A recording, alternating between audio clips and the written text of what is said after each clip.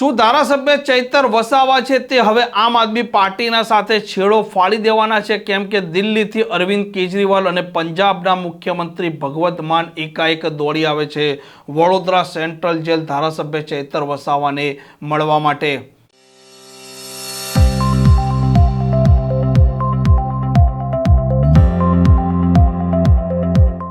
નમસ્કાર, આપ જોઈ રહ્યા છો હોટલાઇન ન્યૂઝ અને હું છું આપણી સાથે તોફિક ગાંચી। ડેડિયાપાડાના ધારાસભ્ય ચૈતર વસાવા અનેક દિવસોથી વડોદરાની સેન્ટ્રલ જેલમાં બંધ છે અને તેમની ગેરહાજરીમાં આમ આદમી પાર્ટી આદિવાસી વિસ્તારોમાં સતત સભાઓ ગજવી રહી છે અને આદિવાસી ચહેરો જે ચૈતર વસાવા બન્યા છે તેમના ચહેરાનો લાભ આમ આદમી પાર્ટી મેળવી રહી છે। કેમ કે આવનારા સમયમાં વિધાનસભાની ચૂંટણી છે અને જે પ્રકારે ચૈતર વસાવાએ લોકપ્રિયતા મેળવી છે, આદિવાસીના જળ જમીન અને જંગલના મામલા તેમણે ઉઠાવ્યા છે। નર્મદામાં પણ તેમણે જિલ્લા પંચાયત અને તાલુકા પંચાયત પણ કબજે કરી છે, સાથે અન્ય આદિવાસી જિલ્લા છે તે જિલ્લામાં પણ તેમણે આમ આદમી પાર્ટીનો સતત પ્રચાર કર્યો છે અને અત્યારે તે વડોદરાની સેન્ટ્રલ જેલમાં બંધ છે। કેમ કે મામલો છે નર્મદાના ડેડિયાપાડામાં જે પ્રકારે વર્ષ 2023માં વનકર્મી છે તેને ડરાવવાનો, ધમકાવવાનો, ફાયરિંગ કરવાનો અને ખંડણીનો અને મામલે સેશન કોર્ટે તેમને 7 વર્ષની સજા ફટકારી છે અને ચૈતર વસાવા અત્યારે જેલમાં બંધ છે। તેમાં અનેક વાતો એવી પણ ઉઠવા પામી છે કે શું હવે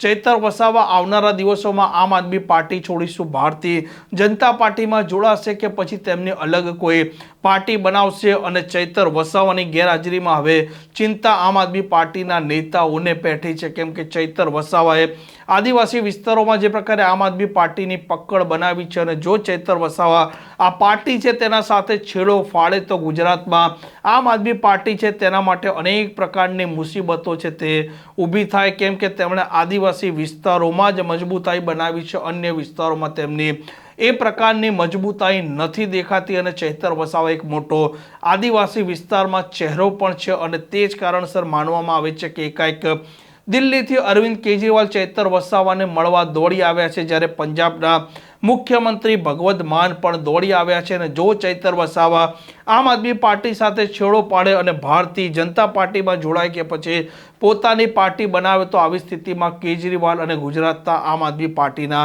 નેતાઓ માટે મોટી મુસીબત છે તે ઊભી થાય। કેમ કે તેમની પાર્ટીનું જે પ્રકારે અત્યારે અસ્તિત્વ છે અને ચૈતર વસાવા જો ના હોય તો આવી સ્થિતિમાં તેમના અસ્તિત્વનો જે મામલો છે તેમાં અનેક પ્રકારના સવાલો છે તે ઊભા થઈ જાય અને હવે સૌ કોઈની નજર છે કે અરવિંદ કેજરીવાલ અને ભગવત માન ચૈતર વસાવાના સાથે શું સંવાદ કરે છે અને ચૈતર વસાવા પણ કોઈ શરતો મૂકે છે કે નથી મૂકતા? કેમ કે માનવામાં આવે છે કે 24મી ઓગસ્ટે જ્યારે ગુજરાત હાઈકોર્ટ ચૈતર વસાવાને લઈને જો કોઈ નિર્ણય આપે અને આવી સ્થિતિમાં જો ચૈતર વસાવાને રાહત રહે તો તેમનું ધારાસભ્ય પદ યથાવત રહેશે, પરંતુ જો તેમને રાહત ન રહી તો તે ધારાસભ્ય નથી રહેવાના અને આવી સ્થિતિમાં આમ આદમી પાર્ટી માટે પણ મોટી મુશ્કેલીઓ ઊભી થવાની છે અને ચૈતર વસાવાનું ભાવિ પણ જોખમાવાનું છે।